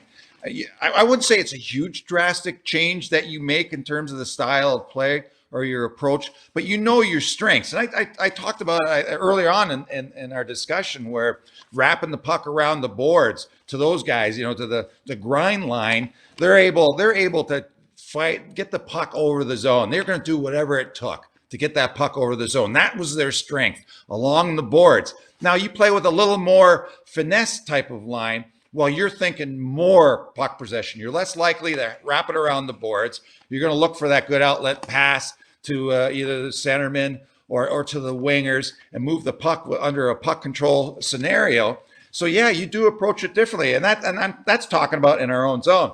Going into the opposition zone, you're more apt to dump the puck in and get a real good strong forecheck when the grind line's on the ice, versus that you're more apt to look for a finesse play. And even if you have to, maybe turn delay in the neutral zone, maybe a D to D, whatever, to give the forwards an opportunity to get open. But yeah, spot on. Yes, you're concerned about who's on the ice for the opposition, but you have to know who you're playing with for defensemen, your forwards that are on the ice. I would imagine with even with Igor, but especially with Steve at center and with Sergey at center, I guess the mindset is just get the puck on their stick and they can do the rest. Exactly. And just to talk about that, the team in general, and Chris Draper falls in this group. They were so good, those guys, with giving you an pass, an opportunity to pass the puck to them. They always made sure they're open. They always made sure they're open up to you, stick on the ice, nice target. All four of them were excellent with that. And you could always count on them giving you an out. But talking on when you look at guys like Fedorov, I mean, that's a guy that, boy, he can come deep in the zone. You give him the puck. If he's got some room to maneuver, he's got the capability to go end to end. I mean, that was so great about Sergey.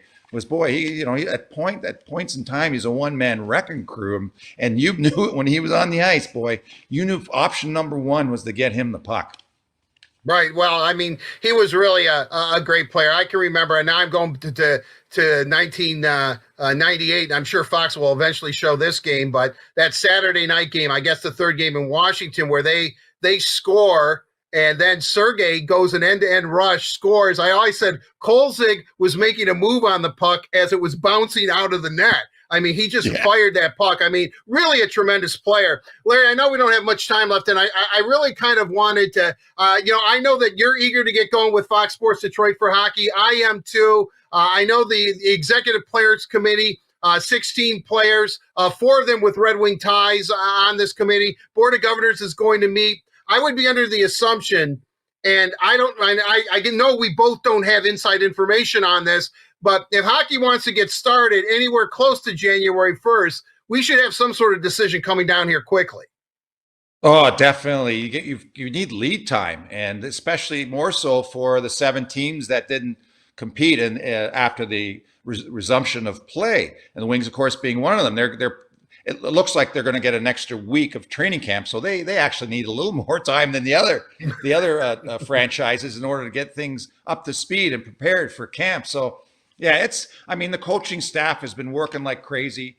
In terms of preparation, what they're going to do in camp, boy, there's Blashill's not going to leave anything to doubt. He's going to have it all in place. So I'm confident that they're ready to go. They just need the go ahead sign. But yeah, you're right on a spot. I mean, it's what's interesting. Whoa, sorry, got a little excited there. Whoa, we got the arms working. This is something else. This is something else to throw in the mix. It looks like we're going to have a different administration in the White House come January. We don't know and they plan on having a national plan to deal with the pandemic. We don't know what they're gonna put in place too. So the league's got to consider all that also. So it's not easy. I know they're going to get those players on the ice as soon as they can. But Art, I know you know as well as anybody, and I'm sure you know a lot better than I do, that that day is not set yet, and there's a lot they have to consider in order to set that date. Right, certainly, Larry. Unfortunately, we're going to have to end it there. Larry, I really enjoyed this conversation. I like stepping back. Obviously, the teams you were on are right in my wheelhouse. I mean, I was always bugging the heck out of you guys, to put it bluntly. And you said it, Art, not me. You said it. Yeah, definitely. Well, for Christ's sakes, go out and play some hockey. I mean, I was a little upset with you guys at certain points during that season, but but with that said, thanks, Larry. I really appreciate your insight. It's always great to have you on. You're one of my favorites. I say that a lot, but I truly mean it when it comes to you. So thanks, Larry, for joining us on the Headliner, and we'll talk to you very, very soon. Yeah, I look forward to Art, and thanks a lot. All right, that'll do it for this edition of the Headliner presented by Miller Lite. It is the original light beer. It's only 96 calories. It tastes great. It's delicious, and it's available for delivery. Carley, back to you. Thanks, Art. Fantastic interview with the greatest, Larry Murphy. We love having him on. Always a good conversation between you two. And now we're going to head into Let's Socialize, presented by AAA. We have a few social posts that we want to talk about and some fun later on. It's our last segment, Art. I'm sad. Well, I am forlorn too. I'm going to try to bring it this last segment because, and we love Daniela, and I know she's now the queen of staining, but she comes back next week. You're always part of Let's Socialize, but Carley, this does bring me back this whole week of you and I doing those forechecks together. It was an interesting concept, previewing games that were 4 months away, but we pulled it off. Yeah, that was definitely a fun shoot to do, but there was a lot of prep work and a lot of manipulating around other teams. But Art, let's hop into Let's Socialize. First up, we want to talk about the Detroit Red Wings TikTok that is 79 followers away from 200,000 followers, the most out of any NHL team. So go head on over to TikTok if you have it, or if you don't, make a profile and follow the Detroit Red Wings so they can get to 200,000 followers, because guess what? If they do, Art is learning a TikTok dance. This is my TikTok. Doing something with my hair. No, we're going to get you doing one of those, or the Renegade, or the whatever it is. This is how I know I'm getting older, because I'm not really keen to TikTok dances. But here's a little snippet. I can do it. I'm sure you will. Here's a little snippet of what you'll find on the Detroit Red Wings TikTok. Videos like this of Zetterberg. Check it out.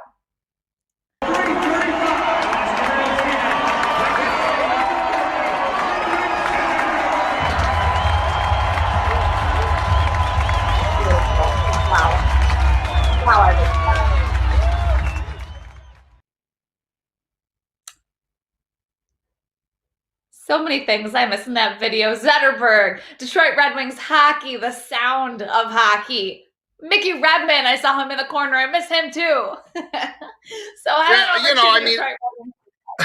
A lot of adjustments we have to make.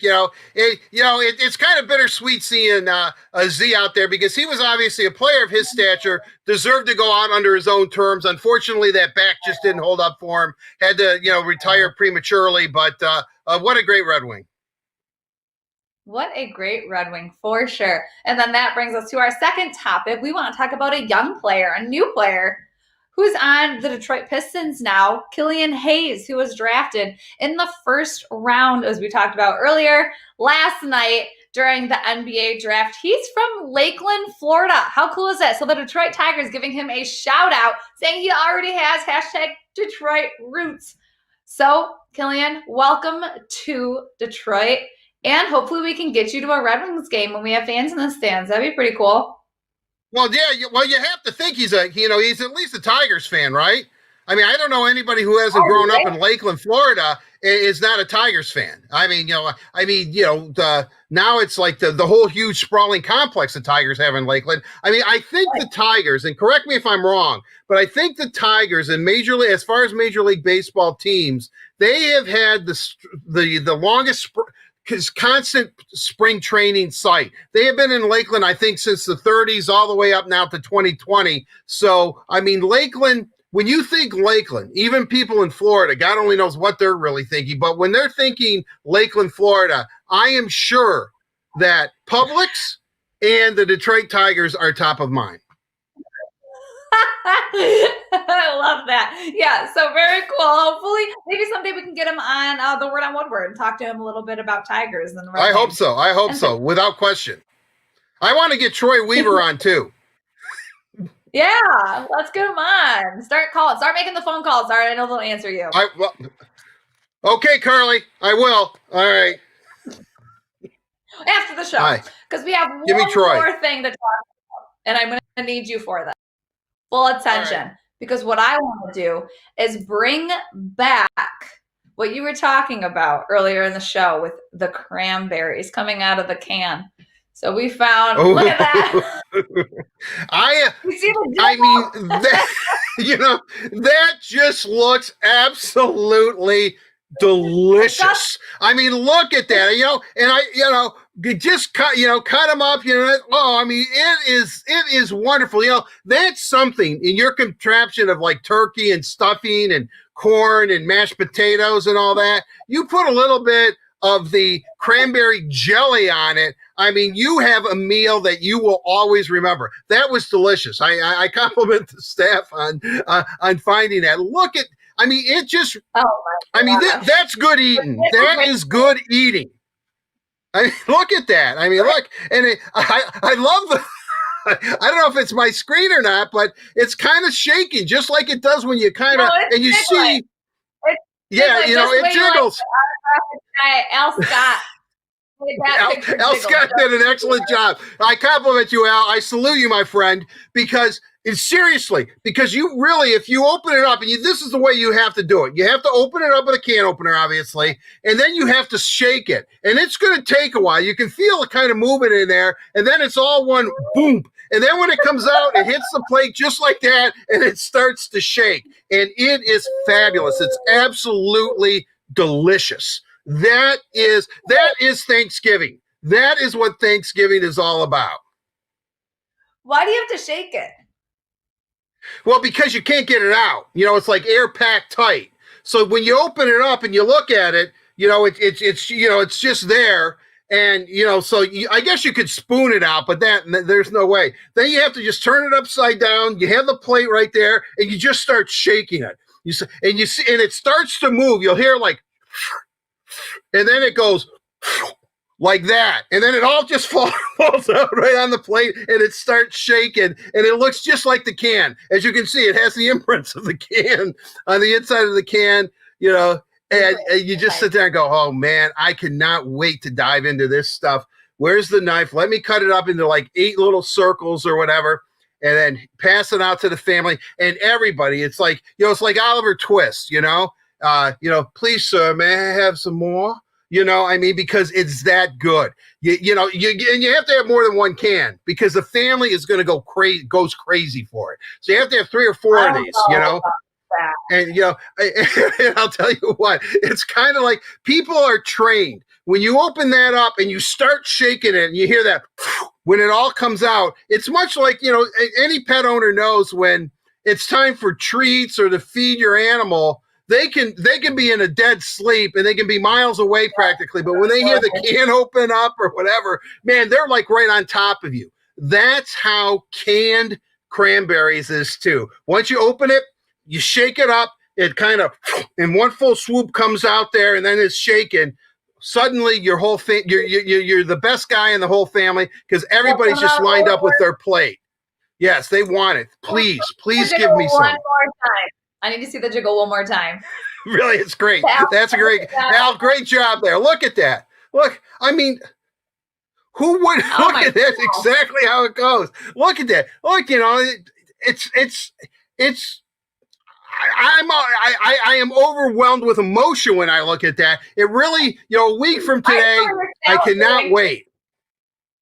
I cannot wait. Look, it looks delicious. All right. Well, we have 1 week left until Thanksgiving, and you can eat as many canned cranberries as you can. Oh yeah, I like the other ones too. That have the berries in it. That I guess I must like cranberries. But I do. But nothing beats the jelly. Nothing the shakeout kind out of the can. That is by far the top. That's the best. Love it. All right. Well, that's all we have for Let's Socialize. Art, it has been such a pleasure hosting with you this week. I really appreciate you making my job super easy.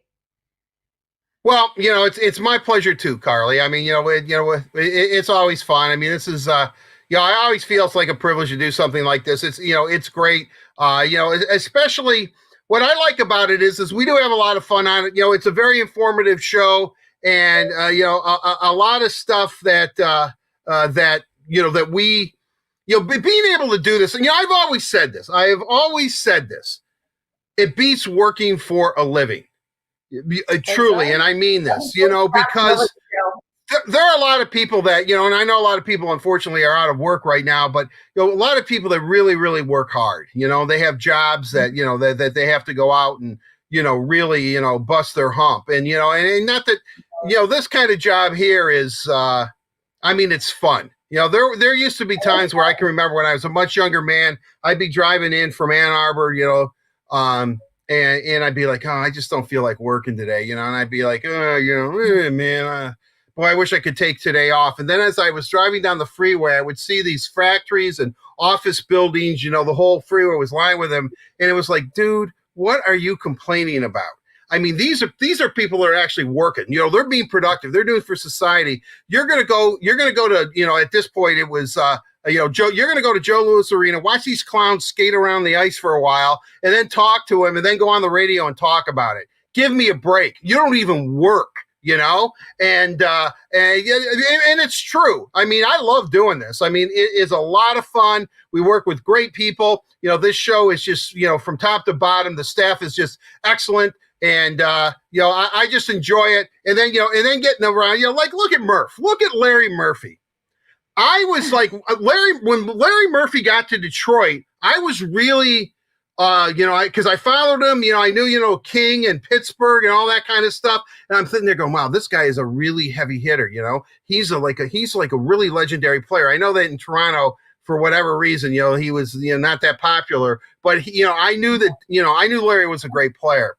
And so I can remember talking to him for the first time. And I was a little nervous because when you talk to a guy as accomplished as that, you don't know what you're going to get. You don't know, you're going to go, is he going to be good? Most of them are, but you just don't know. And like Larry was like, oh man, I've been waiting to talk to you. You're so refreshing and all this kind of stuff. And I'm thinking like, wow, man, from that moment on, like Murphy's been my guy, but but that's what's great, building up relationships. And, and I know we get knocked a lot about, well, you're a homer, you're too close to him. It's not really that. And Carley, I know that you can, when you go in every day, every single day, and you talk to them and you meet them and you get to know them and you see the highs and lows of what it means to be a professional athlete and you know how hard they work.